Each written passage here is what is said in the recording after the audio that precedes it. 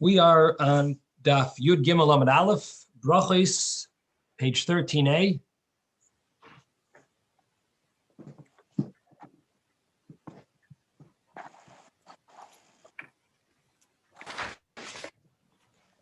Let's go over what we learned yesterday.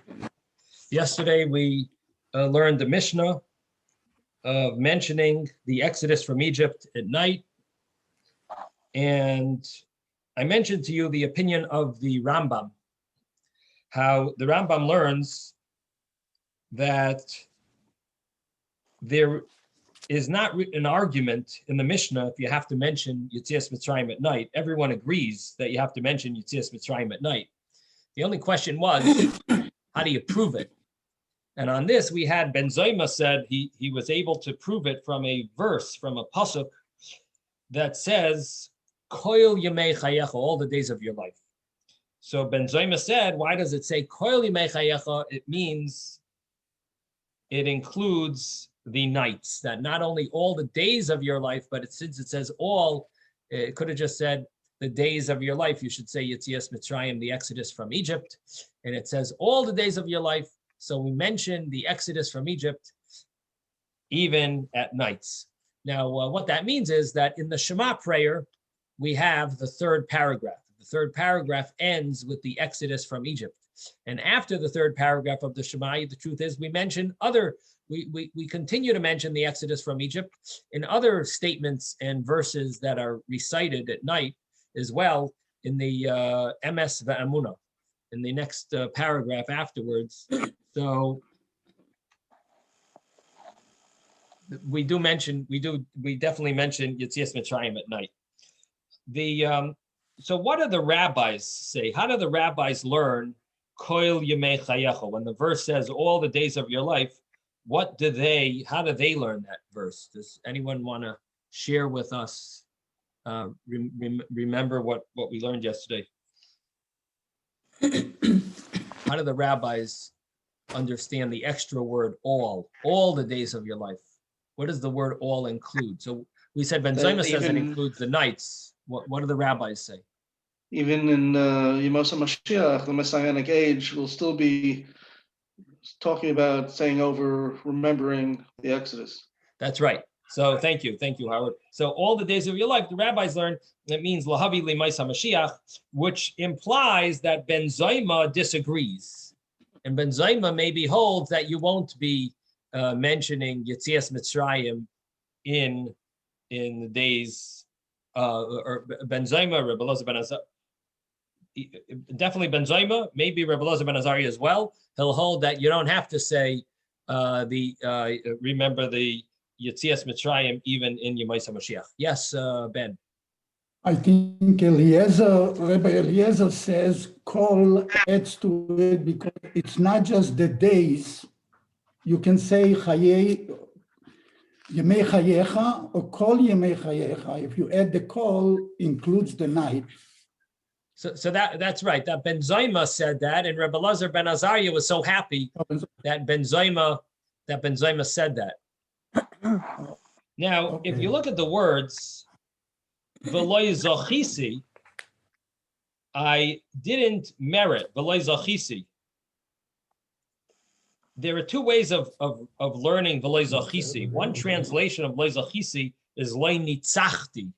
I didn't win to be able to prove that you should say Yetzias Mitzrayim. The other translation is I didn't merit. Depending on how you translate the word Zachisi, that's how you can see if there is an argument between the rabbis or not. Because if you learn he meant he didn't win over to prove that you say Yetzias Mitzrayim at night, what that means is that the other rabbis argue with him, and he was trying to win and prove that you do have to say it at night, meaning they argue. So if you translate V'loi Zachisi to mean I didn't win over them, I didn't nitzachti, I wasn't successful at disproving them, at winning this argument. So if you learn it that way, then it means that there's an argument between the rabbis if you mention Yetzias Mitzrayim at night. The other way of reading it is I didn't merit to say Yetzias Mitzrayim to prove that you could. I didn't merit to be able to understand in Torah a proof of that the obligation to say Yetzias Mitzrayim, to mention the Exodus at night, and if you learn it that way, then it's possible to learn that there's not an argument, and all the rabbis agree. And that would also explain why the Mishnah begins as a absolute statement, a blanket statement. It doesn't say one rabbi says this, one rabbi says that. It starts off with a blanket statement saying, we mention Yetzias Mitzrayim at night, as if that's an automatic. And then Rebbe Elazar ben Azariah says, I'm like 70 years old, and I wasn't able to find a source. So the reason why the Mishnah starts off with such a blanket statement would flow with this way of learning it, that it's a definite, that there is a absolute obligation to mention Yetzias Mitzrayim at night. Now, one of the questions that I answered yesterday, which is important to know, and especially because we're going to be reciting this paragraph when Passover night, so it's good to know this. There's a very simple question that you have to ask on this Mishnah, and that is, Rebbe Elazar ben Azariah said that he is 70 years old. Really, he's only 18 years old. He's like he is 70 because he has all these white hairs, that Hashem made a miracle that he would look old, because he's got he's taking over the position of Rabbi Gamliel, and he's got all these other rabbis that are under him. So he has to look as if he's a distinguished rabbi. And therefore Hashem made a miracle that he has these all these white hairs. So let's think about what he said. He said here in the Mishnah that I'm 70 years old, and I haven't yet merited to find a source that you have to say Yetzias Mitzrayim at night. Now, that sounds a bit strange. If he told me that he was 70 years old, I would say, okay, you're 70 years old. It is a little surprising that in the 70 years that you've worked and studied Torah, and you still were not able to find the source that you have to recite and mention the Exodus from Egypt at night.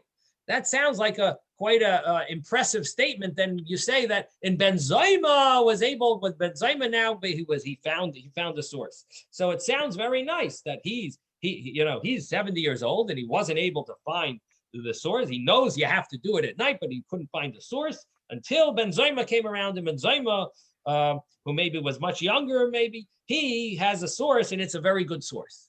So that would flow. But our Mishnah doesn't say that he said he was 70 years old. Our Mishnah says he's only like he's 70. So of course you didn't find the source. You're only 18 years old.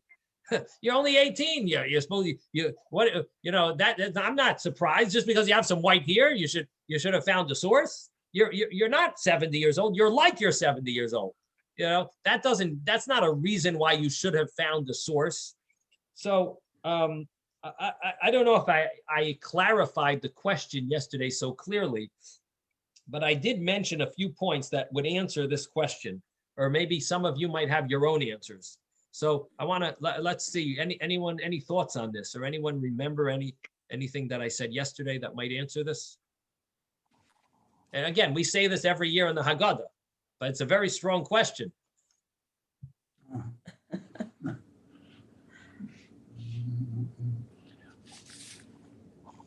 Are you referring to the other galuts? No. We're talking about the questions.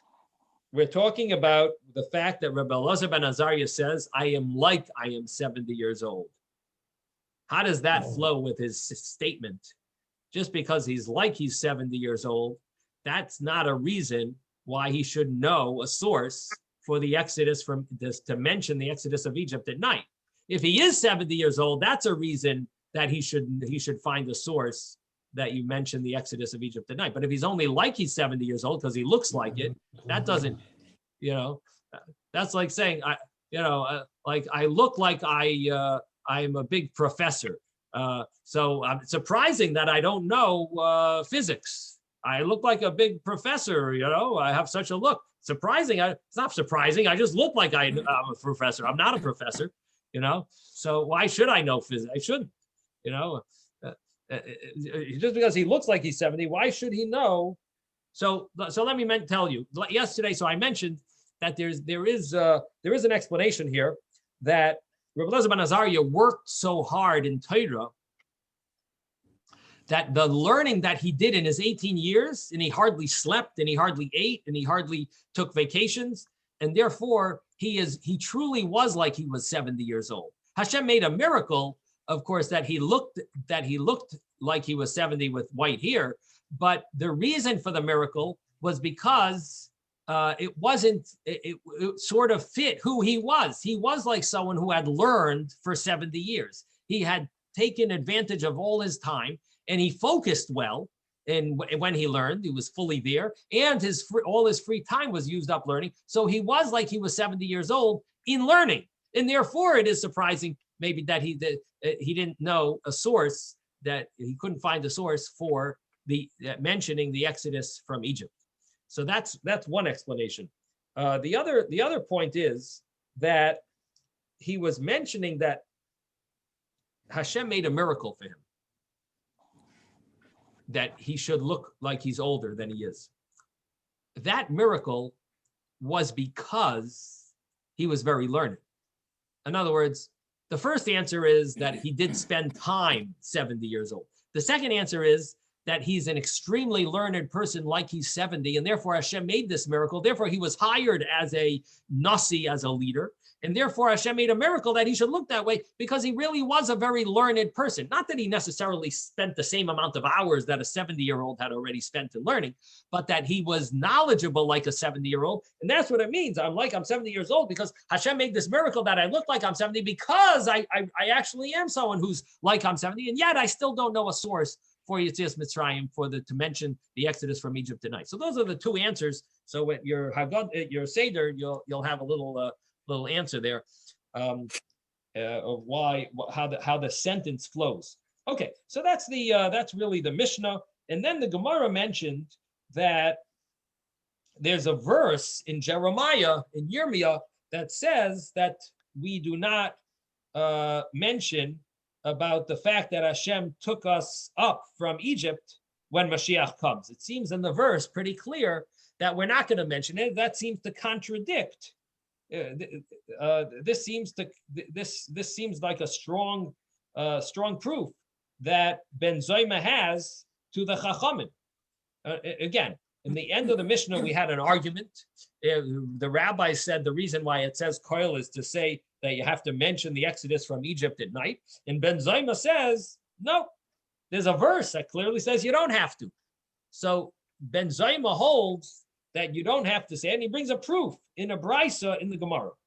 The Gemara, he brings a verse, and that verse is, Hine Yomim Boyim, there's days that will come, says Hashem, and you won't anymore say that I am Hashem who took the Bnei Israel up from Egypt. Rather, you will say, Chai Hashem, living is Hashem, that he brought us up, and he brings Zera Beis Yisrael, the Jewish people, May Eretz Tzafina, from the north and from all the lands that he scattered us.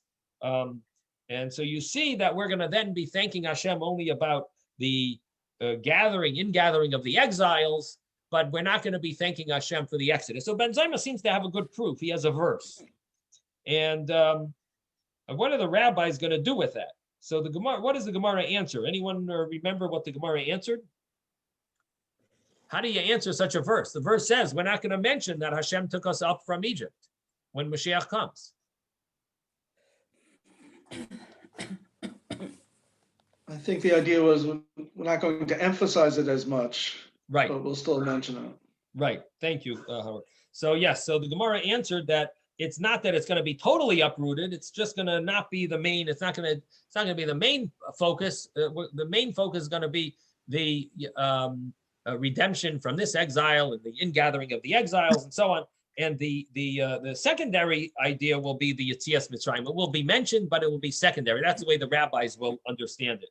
And then we find a similar thing, and the Gemara brings the Brisa brings a verse in Bereshis, a pasuk that says that Yaakov is not going to be called Yaakov Yisrael, and yet we do find that he's still called Yaakov afterwards, even by Hashem, and therefore must mean that it's just not permanent. It doesn't mean that he permanently will not be called Yaakov anymore. It means that his main name will be Yisrael, but he will be every so often will be called, his secondary name will be Yaakov. And then we brought a verse. And the verse was an interesting verse in Isaiah. In Yeshaya, it said, don't remember the firsts, and the early ones don't dwell upon. And what did that verse mean? What are the firsts that we're talking about, and what are the earlier ones that we shouldn't dwell upon? And this is on page 13a. Which one is Mitzrayim? The early one would be Yetziat Mitzrayim. The later one would be the ones from the north. So the early ones we shouldn't dwell upon means Egypt. We're not going to dwell upon the Exodus from Egypt. But the first ones don't mention, the first ones means that we're not even going to mention the redemption from the earlier, from the other enslavements or exiles, I should say, that we were in. What were the other exiles that we were subject to besides Egypt? So we were subject to the exile of Babylon. They were the ones who destroyed the first temple. After the story of after the story of Purim. No, is it after the story of Purim? No, it's not. Before the story of Purim, then Babylon was conquered by Darius and Koresh, Daryavesh and Koresh. Daryavesh was the king of Media, and Koresh was the king of Persia, Paras. So we were under their authority. So first we were under Babylon, who destroyed the temple, Nebuchadnezzar. And then the story of the writing on the wall of Daniel, that story of the writing on the wall was when Babylon was destroyed that night. And Daniel had read the writing on the wall that it's going to be over. And that's when Daryavesh and his son-in-law Koresh, Daryavesh the king of Media and Koresh the king of Persia, they had both joined together because the father-in-law and son-in-law, they won over Babylon, and they ruled over us, and that lasted a year till Daryavesh died, and then Koresh took over, and Koresh was the king of Persia. So we were under those, and then the Greeks took over in the middle of the Second Temple era. After we went back and rebuilt the Beis Hamikdash, then the Greeks ruled over us, and that was when they conquered the Beis Hamikdash approximately 200 years before it was destroyed. So maybe about 200 BCE, in that ballpark, give or take. I don't know if any of you are experts in the dates. You can correct me, but it's somewhere around 200 BCE that the Greeks took over, and they subjugated us to their rule, and they took over the Beis Hamikdash and made decrees against us, and that's the story of Hanukkah. So these are the exiles that we were subject to, but we're not going to mention them, the exodus from these, the redemption from the exiles. When Mashiach comes, we're going to remember a little Yetzias Mitzrayim, but the others we're not going to mention. We're not going to remember. And then the Gemara wants to give an example, a parable. So that's what we are up to.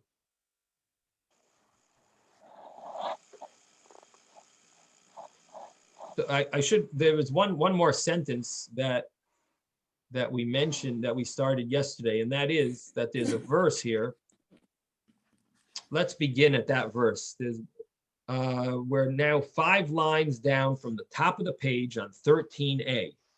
13a, about 5 lines down from the top of the page, it brings a verse from Isaiah. Hineni oiseh chadasha, I am going to make something new, which we're going to translate as a new miracle. I am going to make a new miracle. Ato titzmach, and now it's going to sprout. And this is the verse after the previous verse that we just explained, that we're going to not mention, we're not going to remember the redemptions, but we just won't dwell upon Egypt. We'll remember Egypt, but we won't dwell upon Egypt. The others, we're not going to remember at all. And then it comes this verse, I am going to make something new, a new miracle that now will sprout, which means this will be the main thing that we will talk about. Tani Rabbi Yosef zu Melchemes Gog uMagog. This is the war of Gog and Magog, which is a war that will happen the time of Mashiach's coming. There will be a war of Gog and Magog. And they're going to try to destroy the Jewish people and destroy Israel, and they will be unsuccessful. Hashem is going to show his power. Mashal lema hadavar daima. So the Gemara says there is a parable to what can this be similar compared to? What is this whole idea of one miracle after another? Some miracles we're going to remember, we're going to forget. So what is this comparable to? La'adam shahaya mahalich baderech, a person that was going on the way. Upaga boy ze'ev, and a wolf attacked him. V'nitzal mimenu, and he was saved from it. V'haya masaper, and he was telling everyone. Mesaper v'hoylech, he was telling everyone and continuing to tell people about this great miracle that happened to him, that he was saved from this wolf. He was telling everyone, Maisa Zav, the story of the wolf that attacked him and how he miraculously was saved. Haga bayari, a lion attacked him. V'nitzal mimenu, and he was saved from the lion. V'haya mesaper v'hoylech, Maisa Ari. And he would go around telling everyone this miracle that happened with him from the Ari, from the lion. The story of the lion, how he was saved. Haga by Nachash. Then came a snake. And the snake came, V'nitzal mimenu, and he was saved from the snake.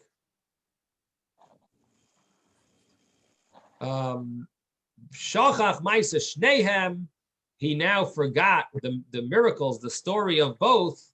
V'haya Masapra v'hoylech Maisa Nachash. He forgot about the other two, and he would go around telling people the miracle of the snake, because the snake is almost impossible to save oneself from. And this is like a much bigger miracle compared to the lion and the wolf. And this is like a much more important miracle, and therefore he would go around telling people about this miracle. Now, what's interesting is that we first started with a wolf, then a lion. And it didn't say that when the lion came and he was saved from the lion, he forgot about the wolf miracle. Doesn't say that. Here, when the snake miracle came, it says now he forgot about the wolf and the lion miracles, and now he's telling people about the snake miracle. But what about when the lion miracle happened? Why didn't he forget then about the wolf miracle? And the answer is that the wolf miracle and the lion miracle are on the same league of miracles. And therefore, he didn't really forget about the other miracle. They're both in the same league. Maybe this is a little better than that, but they're both in the same league. But here you had this miracle of the snake. So this is a much bigger miracle, and therefore he's forgetting about the other two. I don't know practically nowadays if we would see it this way, but at least maybe in those days they knew how to deal. Why. Yes, Ben? in my opinion, a snake, you don't see him right away and when he attacks you. The lion and the wolf, you do. Uh-huh. So And you the could, snake, he just has to bite you once and you are done. uh-huh. The Uh-huh. lion you can fight, the other one you can fight. Right, The right. snake, you can't fight him. If he bit you, he bit you, that's it. Uh-huh. Uh-huh.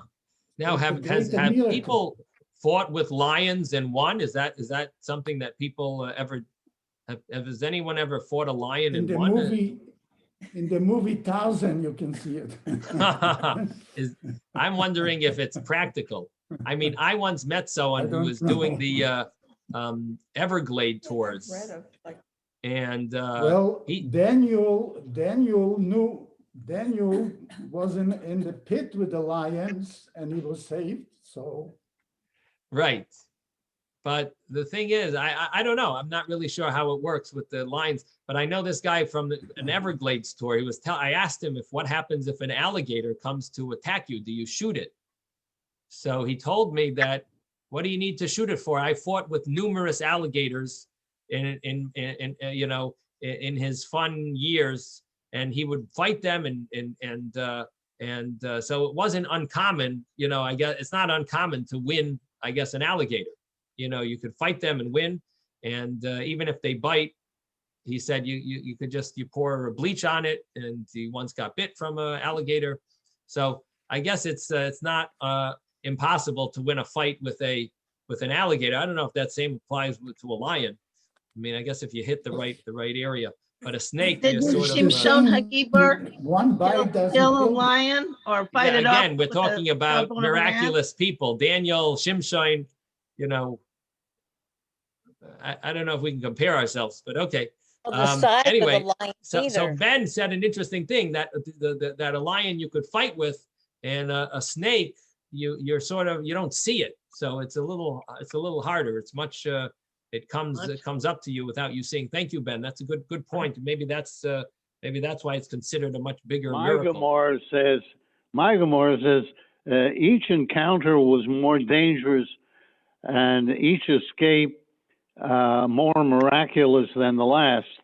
So he would continue to relate to the most recent story. Uh-huh.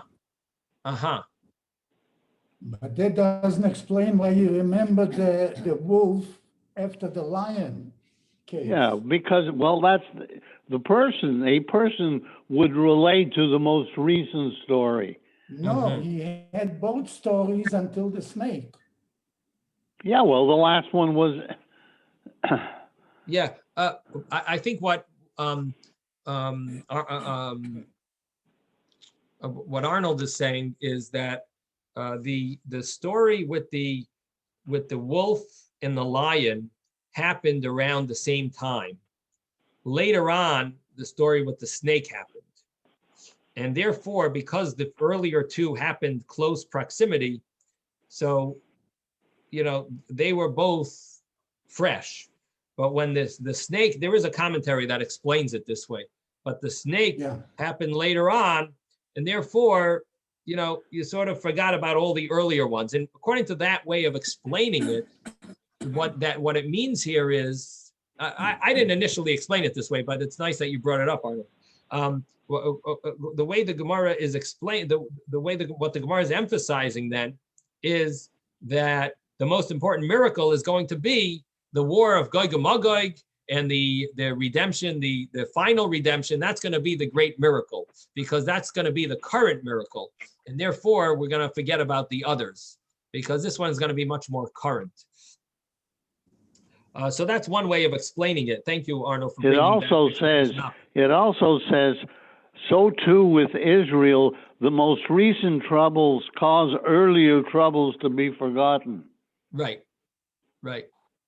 Which means the exodus from this exile, the redemption from this exile, and the war of Gog and Magog, the ingathering of all the exiles and so on, all of that is going to be the thing that we're going to talk about when Mashiach comes. Yes, that's a good nice explanation. One of the commentaries says that, and I guess the Koran edition follows that way of understanding this Gemara. So thank you for bringing that up. The other way of reading the Gemara is that for some reason the nachash is considered a more dangerous animal than a lion, which also has to do with something Ben said, and maybe that is that a bite from a snake is deadly. I don't know if a bite from a lion is deadly.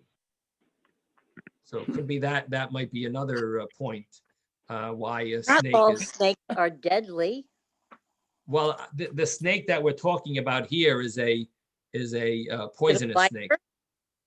I'm sorry, Viper. Viper? viper. So it's What's the because actual, in Hebrew, what's the actual translation of the animal in Hebrew? The actual translation, not just Okay. snake. It's got to be very specific. well, the word used is nachash, which is all inclusive, Yes. but Okay. That makes generally sense. when we talk about nechashim, it does refer to the dangerous ones, not the Okay. pets. Okay. So therefore that would be the way I understand the Gemara. Maybe maybe you could find somewhere that it explains differently, but the understanding that I have is that in this Gemara is that this was a poisonous snake, and Okay. therefore it was considered a great miracle. And the same thing, and the Gemara ends off af kach Yisrael, kach Yisrael, also the Yidden af kach Yisrael tzoreis achrenis meshakles esarishonis. Also here, this way, this in these discussion, this thanks that the Yidden give to Hashem, the suffering that the Yidden went through, the later suffering makes us forget the earlier sufferings. So I guess the way you explained it, Arnold, the way your Gemara explains it is it's a little hinted in this last sentence that the later ones make us forget the earlier ones. The way I was explaining it, it's not, the emphasis is not the later ones. It just happens to be that they're the later ones. They make us forget the earlier ones, but it had to do with the points, the messages, the greatness of the later ones. The greatness of the later ones make us forget the earlier ones because of the magnitude of these miracles. Now, does the art scroll follow the way I explained it? Anyone? I have an art scroll. I just didn't look. What? It's different. It's explained by the way the other student said that when he was talking about that, almost word for word is a Steinsaltz. And something else is bothering me. Yeah. Okay. In the very beginning, you were talking about day and daylight.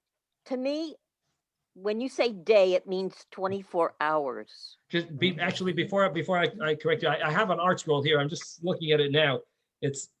They translate it, since the tribulations of the latter exile are much more trying than those of the earlier ones, the redemption from this exile will outshine the significance of the earlier salvations.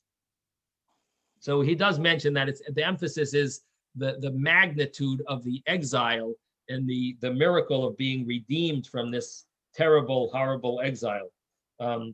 It is only the final redemption which will cause the earlier ones to be forgotten. The intermediate redemptions did not have this effect. Similarly, in the parable, only the rescue from the dangerous snake made the person forget the earlier incidents. Okay, yeah. So that I think that clarifies. There are two ways of learning this Gemara. Yes, Susan. So you were telling me about a full day, 24 hours. When it says day when you were talking, that all of a sudden when you're saying that day doesn't mean night also.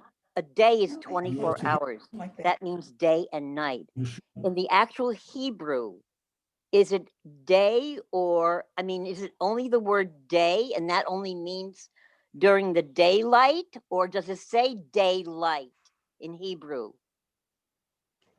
So that's a very good question. When we say yoim, it says yemei, yoim. So you're wondering if Yom refers to the 24-hour day, Correct. or if it means daytime versus nighttime. See, I didn't Yom and understand Lila. why we Yom have, v'Laila. And the Right. truth is, there are sources for both, because there is a verse that says Yom v'Laila lo yishpoisu, Okay. which would mean daytime versus night. Yom v'Laila lo yishpoisu. There is such a verse, and it also, the Yom could mean b'Yom Shammai. It could mean miyoim el yoim. It could mean 24 hours. So it could mean both. It's a little unclear. But the point that the Mishnah made was a point saying, even if you're going to translate it to mean 24 hours, right? yeah, Who says that you have to say it twice a day? Once a day would be enough. When the Gemara says, no, you have to do it all the day, we have the verse all, it includes, it adds on that you have to do it twice a day. So that would be the difference, that even if you want to translate Yom to mean once in every 24 hours, it would still be a big difference when we're adding the message of Koil would now tell us we needed to do it twice every 24 Right. hours. And once we would translate as being day, the other one would be at night. okay. You know? So Now that, I I get, think that I think that answers Yes. your question. yes, Okay. correct. Any Thank you. other questions or thoughts? I Confusing. thought Yes, there Ben. was also an issue with Yemei Chayai, with Jacob, when he tells a story, and maybe even Abraham, that when they said, Kol Yemei Chayai, I'm not sure what verse you're referring to where they say Kol Yemei Chayai. All the days of the life. and when they counted the years of how old they are. V'Avraham Zokein Ba Bayomim, it says, and Yemei Right, Shnei Megurai Ma'at No, V'Royim. it's Yaakov. Yaakov, Yemei Shnei It's, Megurai Ya- Ma'at it's Yaakov V'Royim, when maybe? Yeah, he's but talking to with Paro. Yaakov, right. Yaakov is talking to Paro, and Paro Yeah. asks him how old you Right, are. He when he says, came "Kol to yemei Egypt. chayai." Thank you, Ezra. Yeah, Yemei Shnei Megurai. So he says Yemei Shnei Megurai Ma'at V'Royim, I think. Let me get a chumash. So you're saying that says in that pasuk the word koil? I think so. Well, let's take a look. Here, Vayomer Yaakov al Paroi, Yemei Shnei Megurai Shloshim Uma'as Shana Ma'at V'Royim Hayu Yemei Shnei Chayai V'Lo Hisigos Yemei Shnei Chayai Avois Chayei Avoisai B'Mei Megureim. So it doesn't say koil. It Okay. does say Yemei, but it doesn't say koil. All right? Shnei Yemei. Okay, instead he said Shnei Yemei Chayai. Yeah, Yemei Shnei Chayai, Yemei Shnei Chayai, and Yemei Shnei Chayai. It says Chayei Avoisai, but it doesn't say koil.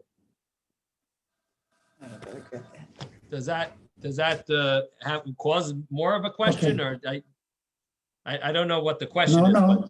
But, okay. All right, so let's go further. We are going to start the next piece of Gemara, which starts with a verse. Avram hu Avraham. This is a verse in Divrei Hayamim, and it's 10 lines down from the top of the page.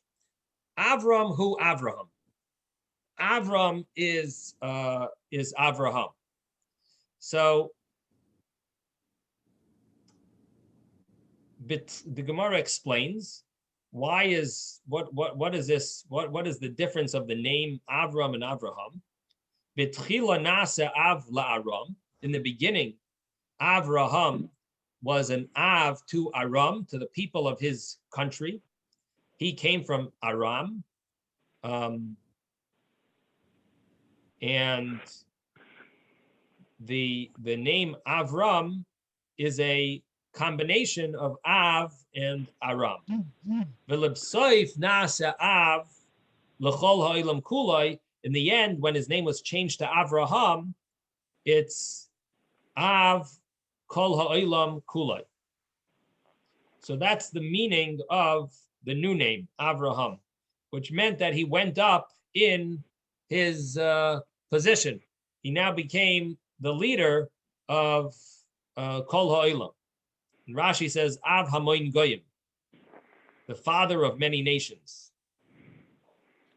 Okay, I have a question. Yeah. It says, and ultimately with God's blessing, he became the father of the entire world. Right. God's Okay. blessing? Where Yes. does, how do we know that? Okay. Well, Hashem changed his name to Avraham, and meaning that Hashem was blessing him, that he was now going to Changed his be, name because God told him to? yeah, because God said, you are now going to be the father of many Oh, nations. So in other okay. words, that itself is a blessing. Okay. Yes, Ben. It happened as soon as he had kids, because Ishmael was the head of many nations. Right. That's right. Okay. And Ishmael But- was one nation, Abraham, Isaac was really- the other nation, so Really, it was There's before his multiple name, nations, by the way. before he was giving, I'm sorry for cutting you off. Really, it's before he was giving birth to Yitzchak, before he's going to impregnate his wife. His name was changed to Avraham. So, okay. I think the emphasis is not just Yishmael, but it's even More than that. Yitzchak and the Jewish people. And Renewal and the truth Chubacha. is, it includes also, I guess it includes Esav also. So in any event, his name was changed to Avraham, and Hashem was blessing him that he's now going to be the Av L'Chol Ha'olam Kulay, or as Rashi says, Av Hamoin Goyim. We also sent some kids to the east, so Right. he had a bunch of kids. Right. But right, true. Okay. He had more kids after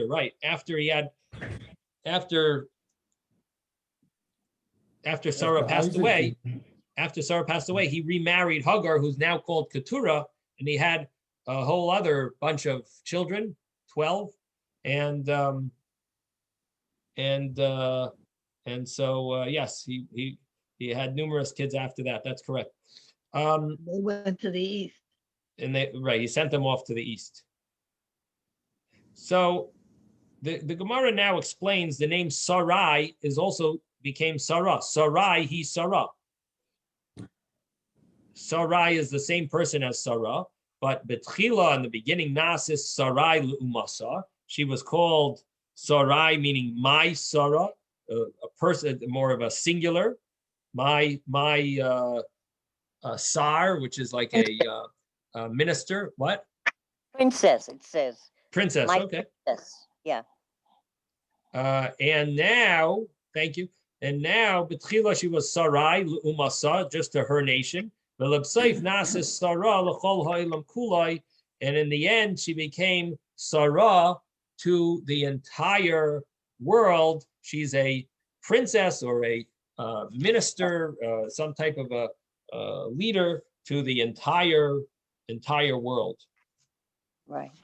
Rabbi, Yes. so why is this here? So the reason it's here is because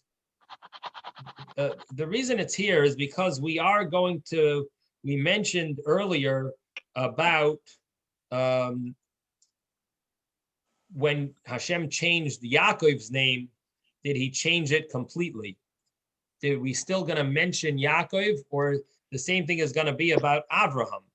And this is all connected to the idea of Yetzias Mitzrayim. Do we mention Yetzias Mitzrayim even after it's changed later, even after the name is changed, or even after we have the new miracles? Are we going to mention the old miracles? So that's why we mention about the change in these names. Now, the reason why I ask is to try and understand the format. Normally, you have the Mishnah, and then after that, you have the Gemara, and the Gemara discusses specific aspects of the Mishnah. But does the Gemara also discuss specific? I mean, so what you're saying here is that this part deals with what appears at the top of Yod Gimel Amud Aleph as an explanation of why you have the two dots here and you have this little interruption, so to speak. Whereas I always thought that when you have the two dots, it always the next part always refers back to something that was in the Mishnah itself. So it doesn't always refer to something in the Mishnah, but it does, but it doesn't always quote the Mishnah. In this case, it does refer to something in the Mishnah because the Mishnah mentioned about Lahavi Limais HaMashiach, but it really is connected to the next piece. Now, the fact that there are two dots, because it's Agadata. I don't know if it follows the general rule. In other words, what you're saying is correct generally in a halacha Gemara. When the Gemara talks halacha, it often will bring the wording in the Mishnah that it's about. Here we're dealing with agadato, which is like insights instead of straight law. The stories and so on. So parable stories. So I don't know that it always follows that same path, but it's a good point. Good point. I guess we'll keep our eyes open and see how often this is done. But again, this Gemara is connected to the Mishnah. It's connected to the top of Yud Gimel, and it's really connected to the next piece. So that's really where it falls into place. Okay.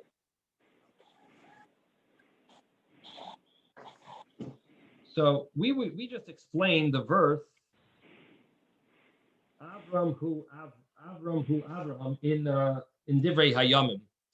So the question is that verse, is it appropriate for it to tell us Avram after Hashem changed his name to Avraham? Is it telling us something by saying that verse? So let's take a look at the next piece of Gemara. Tani Bar Kapara. Bar Kapara taught, Kol HaKorei le'Avraham, Avram, whoever calls Avraham Avram, Oiver Ba'aseh, he is transgressing a positive commandment. Shenamar, as it says, V'haya Shimcha Avraham, Hashem told Avram that your name should be Avraham. And the understanding is that it should never be mentioned Avram anymore, only Avraham. Your name should be Avraham, and that's it, done deal. Rabbi Eliezer Omer, now Rabbi Eliezer says that it's not only an aseh, it's not only a positive commandment, there's even a negative commandment, because it says, you're over balav, you're over a negative commandment. Shenemar, as it says, Avram, you should not call anymore your name. It should not be called, your name should not be called anymore Avram, and rather it should be Avraham. So what the Gemara is emphasizing here is that Avram is not supposed to be ever called Avram. He's supposed to only be called Avraham.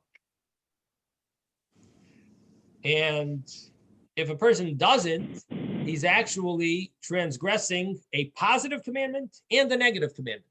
There's a positive commandment of V'haya Shimcha Avraham, and a negative commandment, V'layikare Oid Es Shimcha Avram.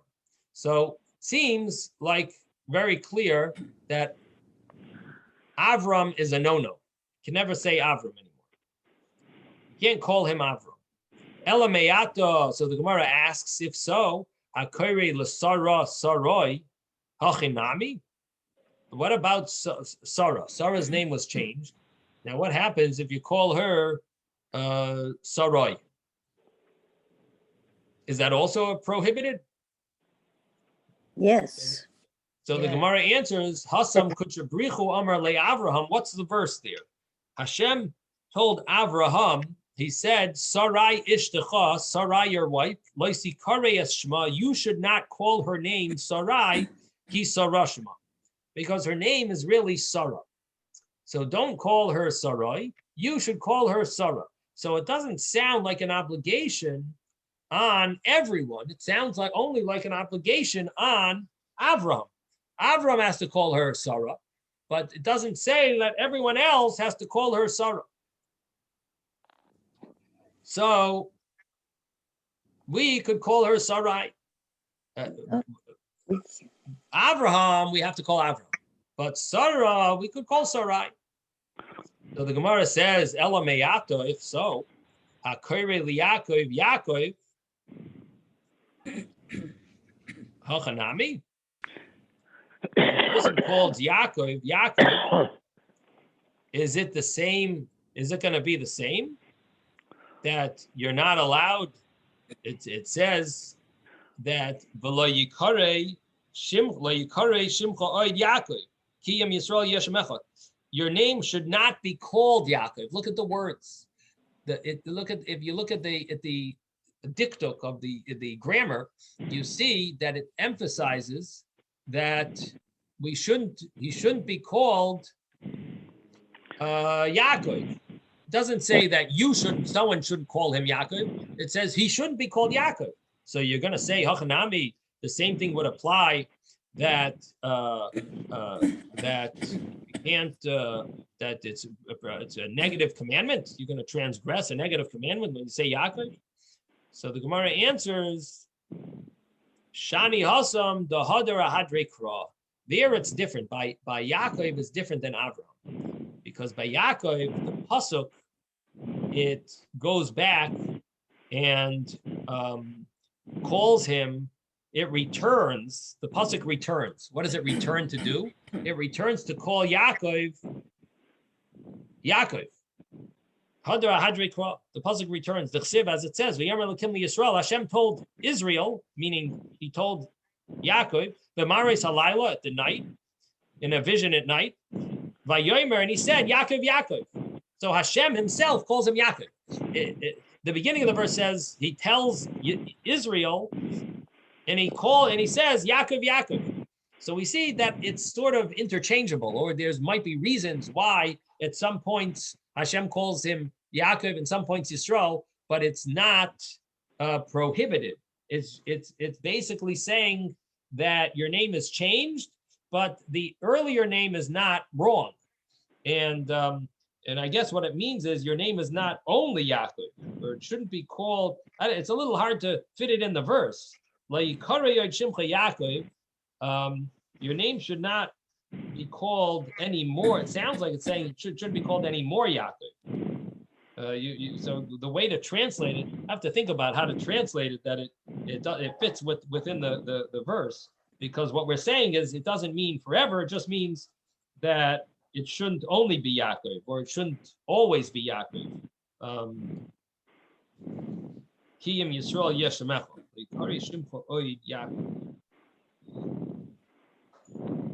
I have to think about it. But the Gemara concludes, and it says that because the pasuk calls him Yaakov afterwards, we see that the meaning of the pasuk is not as it sounds on a surface level. That's what the Gemara says. You know what? I'm going to look up. There's a Chumash Torah Tamima that often translates the drashos, the way the Gemara explains the verses. Sometimes it helps fit it into the verse. I'd like to see what it says there. I have one right here. Rabbi? It's called the Chumash Torah Tamima. So let's take a look. It says, Rabbi, can I ask a question? just one second. Bereshis 35. Bereshis 35. 1 second.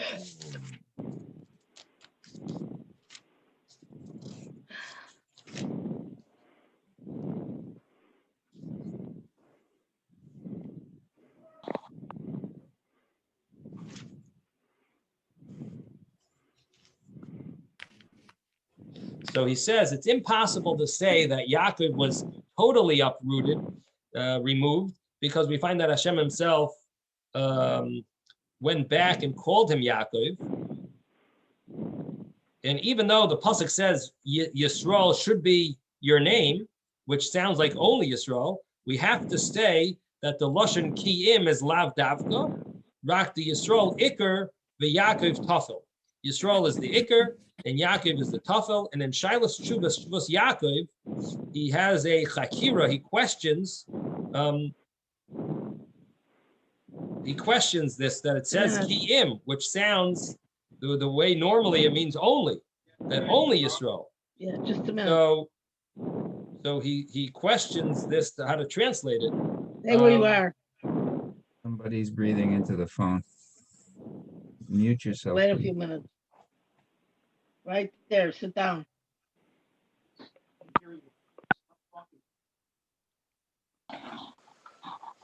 It's muted.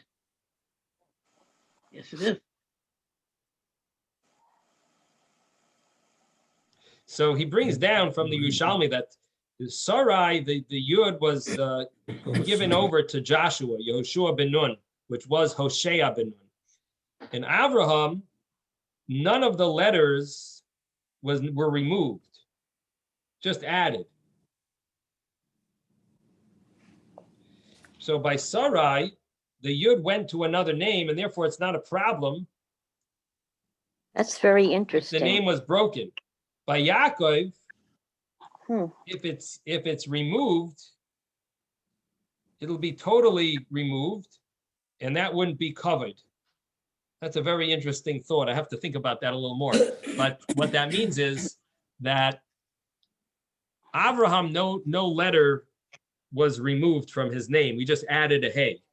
Right. And but the Princess name, Sarai. Very interesting. Sarai's Yud went to Yeshua.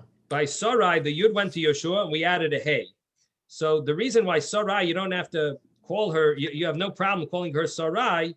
It's not a problem because the earlier name was sort of broken, but Avram was not broken. And therefore, it would be a problem calling Avraham. And Yaakov, because the name, if the name was broken, if you change the name completely, that means the old name is going to be totally forgotten. That wouldn't be covered. Therefore, we're going to understand that the pasuk is not telling us that. That's why Hashem said in Yaakov, you could still call Yaakov. Sarai, you could still call Sarai. But Avraham, you can't call Avram. That's an interesting shot. This is the Torah Tamima. Anyway, deserves a little thought. I'm sure there might be some other explanations, but it takes time to, we'll have to look, see if we can find anything. Let's finish up the Gemara. We have 2 minutes left. Oh, I'm sorry. Someone had a question.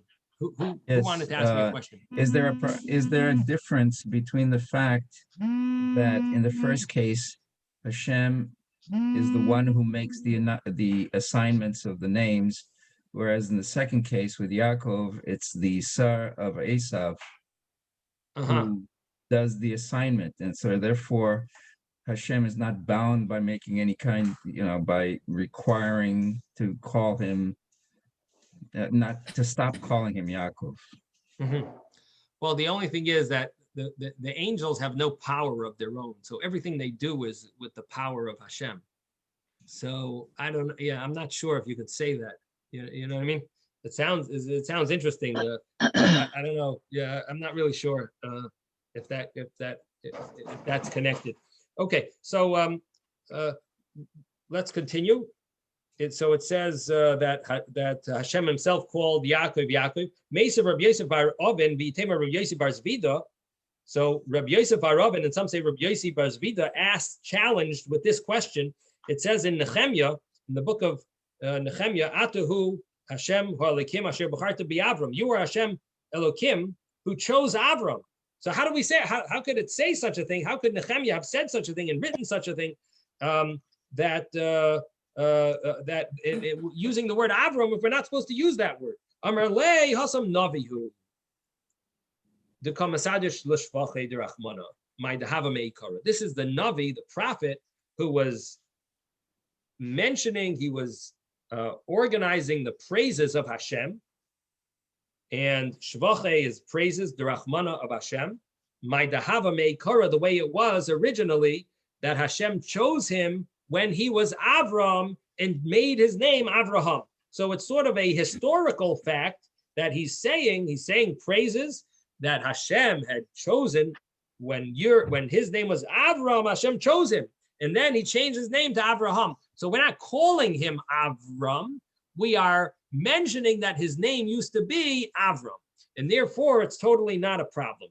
And now, Baruch Hashem, thank you all for helping me. Together, we have completed the first chapter of Tractate Brochos. This is a great, such a great moment that we've reached, accomplished so much. Hadron Aloch Me'emasai. Hadron Aloch Me'emasai. Hadron Aloch Me'emasai. What that means is Me'emasai, the chapter called Me'emasai is the chapter that we learned. May it return to us. May it not be forgotten. May it return to us. And we should be able to remember all the great lessons, and it should help us with our prayers, our davening, our brachos, all the great things that we did. Baruch Hashem, 12 pages of brachos, and thank you all for being my partners in learning this together. And have a wonderful Shabbos. And next week, Emet Hashem, we can start the new chapter. Good Yontif. Good Yontif. Have a wonderful Shabbos. Sei gesund. Stay safe. Thank you, Rabbi. Good Shabbos. Sei gesund. And Mazal Tov, Bye-bye. I'm finishing Mazel tov. the first chapter. Mazel tov.